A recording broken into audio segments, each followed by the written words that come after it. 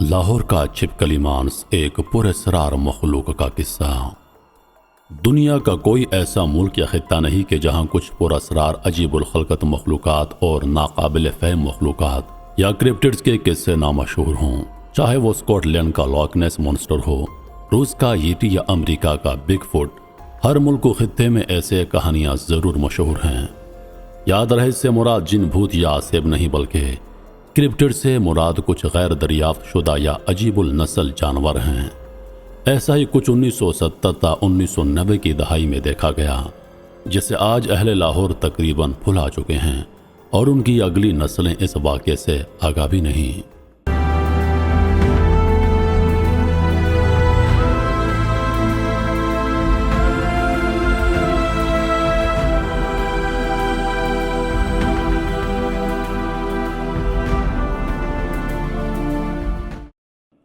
اس مخلوق کو لیزارڈ مین آف لاہور یا لاہور کا چھپکلی مانس کا نام دیا گیا۔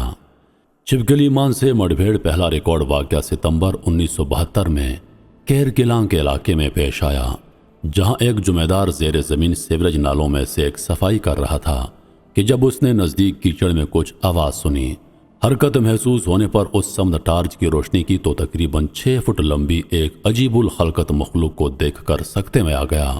جو بقول اس کے سرمئی رنگ کی کھال، چھپکلی کے جیسا منہ، لمبی دم اور انسان کی مانند لمبے بازو اور ٹانگیں رکھتی تھی، تاہم اس کے ہاتھوں اور پاؤں کی جگہ پنجے تھے۔ اسے دیکھتے ہی وہ جمعیدار چیخے مارتا مین ہول سے نکلا اور اس کی نشاندہی پر لوگوں نے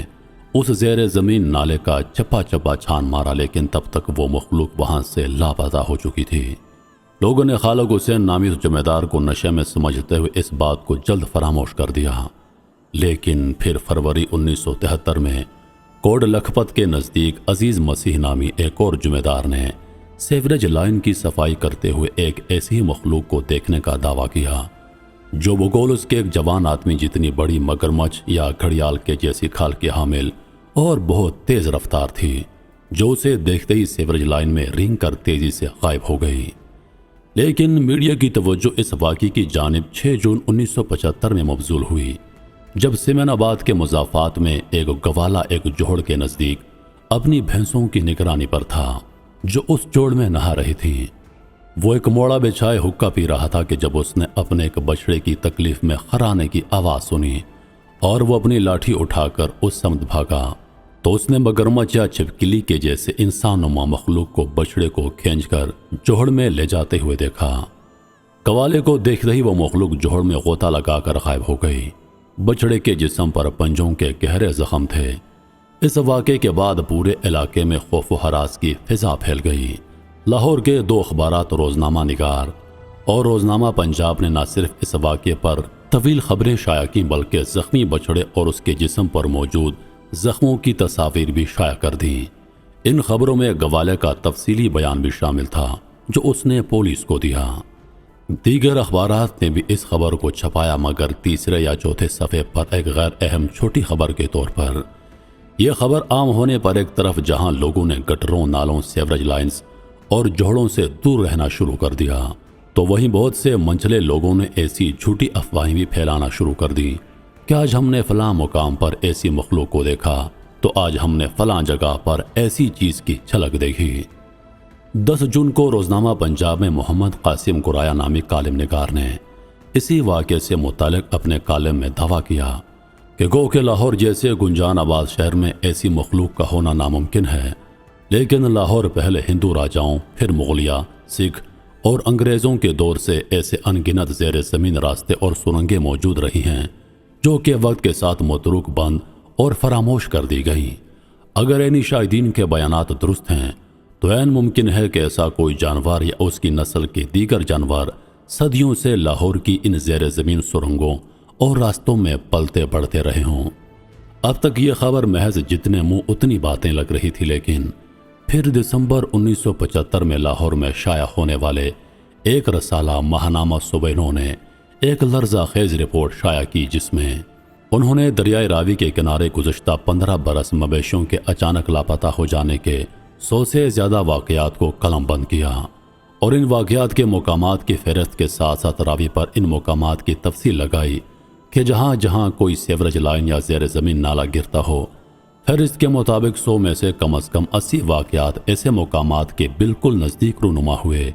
جہاں کوئی نالہ یا لائن راوی میں گرتی ہو۔ مزید انہوں نے راوی کے کنارے بسے 20 سے زیادہ لوگوں کے بیانات درج کیے کہ بقول جن کے انہوں نے گزشتہ چند سالوں کے دوران راوی میں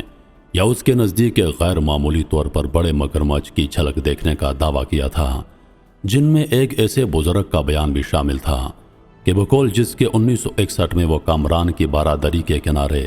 ایسے بڑے مگرمچھ کے ہاتھوں زخمی ہو گیا تھا۔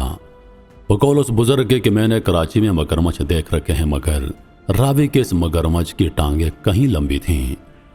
1980 کی دہائی میں معروف فرانسیسی کرپٹوزولوجسٹ رافیل کیڈرک نے ایسی کسی مخلوق کی تلاش میں 2 مرتبہ لاہور کا دورہ کیا اور کئی دن قیام کیا۔ اس دوران اسے ایسی کسی مخلوق کی جھلک تو نہ مل پائی، لیکن اس نے راوی کے کنارے ریت پر 3 مقامات پر پنجوں کے ایسے نشانات فلمائے جو کسی مقامی جانور کے پنجوں کے نشانات سے میل نہیں کھاتے تھے۔